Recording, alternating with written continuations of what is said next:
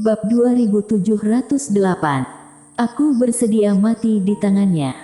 Tidak akan bisa mengalahkannya. Warrior mengerutkan bibir, apakah kamu tidak bisa mengatakannya dengan cara halus? Warrior menggelengkan kepala dan merasa sayang. Tadi adalah saat terbaik untuk membunuh dewa pertama dan yang lainnya. Sayangnya, dia melewatkan kesempatan itu. Sayang sekali. Pada saat ini, Nella tiba-tiba berkata, apakah klan yang benar-benar seperti yang kamu katakan itu? Warrior menatap Nella sambil mengangguk, lalu berkata, kurang lebih seperti itu. Nella perlahan memejamkan kedua matanya. Setelah waktu yang lama, dia berkata, sudah cukup baik karena tidak musnah. Warrior berkata, apakah kamu ingin pulang denganku? Nella terdiam beberapa saat, lalu menggelengkan kepala. Mengapa? Tanya Warrior. Nella berkata, bertahun-tahun telah berlalu, klan yang sekarang bukan lagi klan yang tempat aku berada. Tidak ada satupun yang kukenal dari mereka lagi. Jika pulang, aku akan merasa asing dari akrab, aku tidak suka seperti itu. Tentu saja, aku tetap adalah anggota klan yang... Warrior terdiam. Bagi Nella, klan yang dulu dengan klan yang sekarang tentu saja berbeda. Namun, dia dapat merasakan bahwa Nella masih sangat peduli dengan klan yang. Nella mengangkat kepala melihat kehampaan dan berkata, sudah saatnya aku pergi. Pergi. Warrior tertegun sejenak, kemudian berkata, apakah kamu ingin pergi ke perbatasan alam semesta 4 dimensi? Nella berkata dengan nada datar, bagaimana mungkin aku tidak membalas dendam penyegelan? Aku akan mencabik-cabik wanita itu. Jelas bahwa ucapannya mengacu pada ketua takdir langit. Mungkin tidak ada yang mampu menekan Nella selama bertahun-tahun selain ketua takdir langit. Warrior ragu-ragu sejenak, kemudian berkata, sebaiknya jangan impulsif. Dia telah menyaksikan betapa kuatnya Nella. Namun, ketua takdir langit pasti lebih kuat, yang pernah mengalahkan arogansi dari segala usia dan membuat putra kebanggaan yang tak terhitung jumlahnya hanya bisa berada di bawah cahayanya. Nella melirik Warrior dan berkata, menurutmu, aku tidak bisa mengalahkannya. Warrior mengangguk, kali ini dia tidak menyanjung. Menyanjung juga tergantung pada orang. Sosok di depan matanya ini pasti bukanlah seseorang yang suka disanjung. Nella mengangguk dan menunjukkan tatapan kagum. Dia berkata, apa yang kamu katakan itu benar, aku memang tidak bisa mengalahkannya. Tapi, apakah aku harus menyerah karena tidak bisa mengalahkannya? Selesai berbicara, dia mengangkat kepala melihat langit dan berkata, seringkali, kekuatan bukan hasil dari pelatihan, tetapi dari pertarungan. Dari pertarungan. Warrior merenungkan ucapan ini dan memikirkan sesuatu. Nella menatap Warrior dan berkata, pembuluh darahmu tipis dan seharusnya pernah mengalami perubahan pembuluh darah. Kamu seharusnya bukanlah anggota yang paling inti dari klan yang. Warrior mengangguk dan berkata, leluhur dulu berasal dari klan yang. Selesai berbicara, dia menatap Nella dan bertanya, apakah klan yang menilai seseorang melalui pembuluh darah? Nella menatap Warrior untuk beberapa saat, kemudian tertawa terbahak-bahak, tawanya menggelegar dan mengguncang seluruh langit. Warrior terdiam, suara tawa wanita ini sungguh sangat kuat, yang membuat telinganya terasa sakit. Setelah tertawa beberapa saat, Nella berkata, klan yang tentu bukan menilai seseorang melalui pembuluh darah. Klan yang menilai seseorang melalui kekuatannya. Selesai berbicara, dia menjentikkan jarinya dan sepasang pelindung lengan warna ungu emas tiba-tiba muncul di depan Warrior. Sepasang pelindung lengan ini berwarna ungu emas dan memancarkan cahaya redup. Ini. Warrior melihat Nella dengan ekspresi tidak mengerti. Namun, tangannya telah mengambil sepasang pelindung lengan itu. Nella berkata dengan nada datar, apakah kamu tahu apa ini? Warrior menggelengkan kepala. Nella tersenyum dan berkata, Skyline. Skyline. Wajah warrior penuh dengan ekspresi penasaran.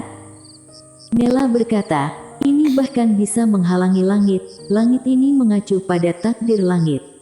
Kecuali pedang takdir yang sempurna, jika tidak, pedang menjalani kebenaran miliknya itu tidak dapat menghancurkan benda ini. Dipadukan dengan pembuluh darah klan Yang, benda ini tidak memiliki batas maksimal. Mendengar ucapannya, warrior sangat gembira, begitu hebat. Pada saat ini, Nella menghilangkan kegembiraannya. Dia berkata, tentu saja, dengan kekuatanmu, dia bahkan bisa membunuhmu dengan tongkat kayu. Warrior. Nella melihat Skyline itu dan berkata, benda ini diciptakan oleh klan Yang pada saat itu, juga merupakan tanda aku sebagai ketua klan Yang. Hanya dengan memiliki benda ini, kamu dapat menjadi ketua klan-klan yang sebenarnya. Warrior berkata, apakah kamu ingin pergi? Nella mengangguk dan berkata, ada beberapa masalah yang harus diselesaikan. Adapun untuk klan Yang, ada kamu yang memimpin. Meskipun tidak dapat kembali ke kejayaannya pada saat itu, klan Yang juga tidak akan ditindas orang lain. Warrior tersenyum pahit dan berkata, kamu sungguh meninggikanku. Dia ingin membawa Nella kembali untuk menghancurkan tanah eskatologi bersama dengannya. Nella tidak mengatakan apa-apa lagi. Setelah menjelaskan semua itu, dia berbalik badan dan pergi. Di kejauhan, Nella mengangkat kepala melihat kehampaan. Dia berkata, kapan jalan abadi yang luas ini berakhir? Begitu melihat takdir langit, semuanya akan berakhir. Dia adalah rintangan yang tidak dapat kami lalui. Jika tidak dapat melampauinya dan melaluinya, aku bersedia mati di tangannya. Haha. Seiring dengan terdengarnya suara tertawa yang lancang, seseorang menjulang ke langit dan langsung menerobos langit. Warrior terdiam. Nella. Sosok klan yang tak tertandingi, mendengar tidak lebih baik daripada melihat langsung. Pada saat ini, warrior merasa kagum terhadap leluhurnya ini. Sesungguhnya, dia dapat membayangkan ketidakberdayaan atau kesedihan orang-orang pada masa itu. Karena mereka terlahir di era yang sama dengan takdir langit. Dia pernah melihat keempat takdir langit itu. Kekuatan mereka semua sangat kuat. Sampai saat ini, dia tidak yakin dirinya dapat mengalahkan salah satu di antara mereka. Ketua takdir langit itu bahkan lebih mengerikan. Harus diketahui bahwa mereka berempat masih belum bersatu. Jika bersatu dan kekuatan mereka bergabung, akan menjadi betapa menakutkan. Dibandingkan dengan mereka, dia benar-benar sesuatu yang kecil. Setelah waktu yang lama, warrior tiba-tiba tertawa. Lemah. Dia selalu mengaku dirinya lemah. Lemah itu tidak menakutkan, yang menakutkan adalah tidak tahu bahwa diri sendiri lemah dan masih merasa diri sendiri kuat. Tentu saja, dia juga tidak terlalu lemah sekarang. Warrior tertawa, kemudian kembali ke pagoda Hongmeng. Pada saat ini, Shiro sedang berpikir sambil memeluk Skyline itu. Awalnya, dia ingin mengenakannya. Namun, dia tidak bisa mengenakannya, sepertinya karena tangannya terlalu pendek. Ketika melihat kedatangan warrior, Shiro mengedipkan mata. Dia kemudian melihat warrior dan menyerahkan Skyline kepada warrior. Warrior mengulurkan kedua tangannya dan Skyline itu langsung muncul di atas kedua lengannya. Dalam seketika, tubuh warrior langsung tenggelam. Sangat berat. Ini adalah perasaan warrior saat ini. Pada saat yang sama, warrior menemukan bahwa darah di kedua lengannya sedang mengalir dengan cepat. Perlahan-lahan, semacam kekuatan yang tidak pernah ia miliki muncul di atas kedua lengannya. Perkuat kekuatan. Warrior melihat kedua lengannya. Pada saat ini, dia merasa dirinya memiliki kemampuan untuk menantang segala sesuatu. Namun, dia segera menghilangkan ide yang tidak nyata ini. Warrior perlahan mengepalkan kedua tangannya. Dalam seketika, ruang di sekitarnya langsung meledak dan menyebar ke sekeliling dengan kecepatan yang sangat cepat. Dalam sekejap mata, ruang di sekitarnya menjadi bentuk sarang laba-laba. Ketika melihat adegan ini, Warrior terkejut dan segera melepaskan kepalan tangannya. Pada saat ini, Shiro melambaikan cakarnya dan ruang di sekeliling itu kembali normal. Tatapannya kemudian tertuju pada pelindung lengan itu. Dia sangat penasaran, dengan kata lain, dia menyukai benda itu. Hal yang paling dia sukai sekarang adalah menciptakan harta karun ilahi seperti ini dan lain-lain.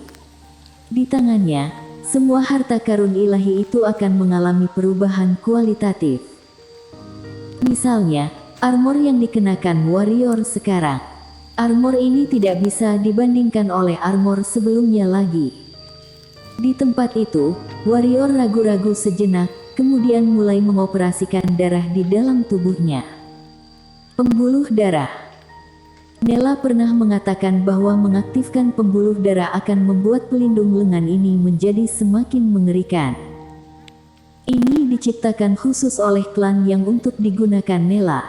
Bisa juga dikatakan untuk anggota klan yang, hanya anggota klan yang dapat memanfaatkan benda ini sampai ekstrim. Seiring dengan berjalannya pembuluh darah, warrior menemukan bahwa kedua lengannya mulai bergetar hebat. Dengan cepat, permukaan skyline itu memancarkan cahaya merah darah dan ruang di sekeliling warrior langsung menjadi ilusi pada detik ini. Pada saat ini, sebuah menara kecil tiba-tiba muncul di atas pundak warrior dan menara kecil itu terus memukuli pundak warrior. Itu jelas adalah pagoda Hongmeng. Warrior segera berhenti. Jika diteruskan, ruang di sekelilingnya mungkin akan dimusnahkan dan langsung menghilang. Ketika melihat pelindung lengan di kedua lengannya, warrior sangat kaget. Pelindung lengan yang sangat mengerikan. Warrior menggerakkan pikirannya dan sepasang pelindung lengan itu langsung menghilang, seperti menyatu dengan lengannya. Shiro mengedipkan mata, dia juga merasa itu sangat hebat. Dia melihat warrior dan mengulurkan tangannya. Sebelum warrior merespon, sepasang pelindung lengan itu terbang ke tangannya secara otomatis. "Apa yang ingin kamu lakukan?" tanya warrior penasaran. Shiro menunjuk pelindung lengan itu, kemudian mengetukkan cakarnya dengan ringan. Yang bermaksud dia ingin mengubah pelindung lengan ini dan membuat pelindung lengan tersebut menjadi lebih kuat. Warrior tertawa terbahak-bahak, Shiro sudah menjadi seorang ahli besi sekarang. Warrior tentu tidak akan menolak, karena Shiro benar-benar sangat hebat. Dia percaya bahwa skyline ini pasti akan menjadi lebih hebat di tangan Shiro. Warrior tidak mengganggu Shiro, dia keluar dari pagoda Hongmeng. Di ruang Nine Layer, warrior mengangkat kepala melihat kehampaan yang tidak berujung itu. Di atas itu adalah perbatasan alam semesta 4 dimensi yang luas. Setelah diam beberapa saat, warrior melihat ke sekeliling, kemudian menghilang dari tempat semula. Beberapa saat kemudian, warrior menemukan tempat yang aman dan ia kembali ke pagoda Hongmeng. Di dalam ruang pelatihan, warrior duduk bersila. Berlatih. Baik dia maupun Irene, mereka sedang berlatih pada saat ini. Mereka ingin memanfaatkan waktu ini untuk mencapai batas maksimal alam takdir. Musuhnya tidak hanya tanah eskatologi, dia harus melihat lebih jauh lagi. Di dalam pagoda Hongmeng, Shiro mulai mengubah skyline itu tanpa henti. Pada awalnya, skyline sangat bersedia karena dia bersedia mendekati Shiro. Namun, perlahan-lahan, skyline menemukan bahwa bocah kecil ini sedang melakukan upaya sia-sia. Skyline pernah berpikir untuk melawan, namun pada akhirnya ia menyerah untuk melawan. Di dalam ini, dia menemukan bahwa ada banyak hal yang tidak lebih lemah dari levelnya. Misalnya beberapa pedang takdir itu, tongkat spiritual Shiro dan tatapan Shiro. Jika dia tidak berbaring dengan patuh ketika Shiro memelototinya, konsekuensinya sangat serius. Di dalam pagoda Hongmeng, waktu berlalu sedikit demi sedikit. Bersambung.